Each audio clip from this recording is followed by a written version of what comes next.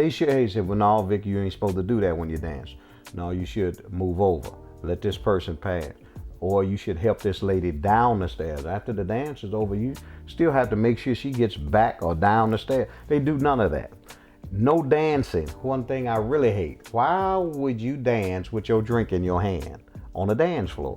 You spill a drink, somebody slips and falls. Now we got to stop the party, somebody's hurt.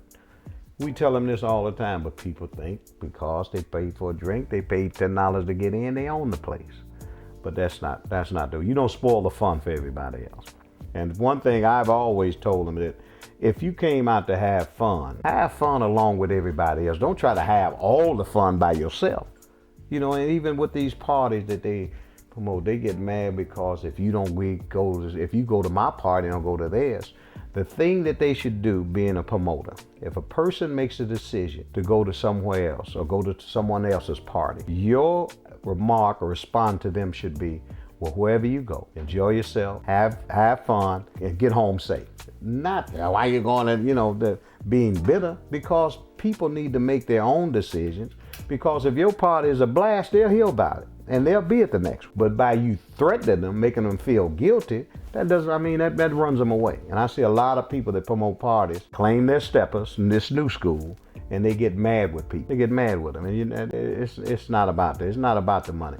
People need to know if they're getting into this trend of following different parties or different promoters, different organizations. People need to know that it's more than their $10 or their $20, that you care about them. See, and a lot of people, they talk about, well, this party is this and this and that. Fine, you go to it. You don't like it, you don't have to come. But don't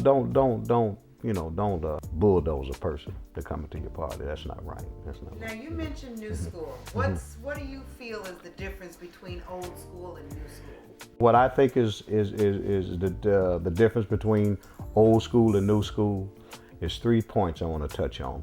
The first one is etiquette.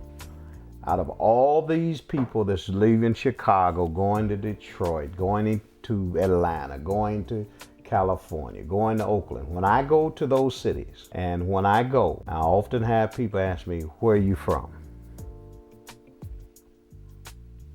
And I ask them, what do you mean? Well, I'm from Chicago. Well, who taught you? Did such and such? I'm not calling no name. I said, I learned from some people back in the day, 4 generations ago. Well, why is it that they don't do what you do?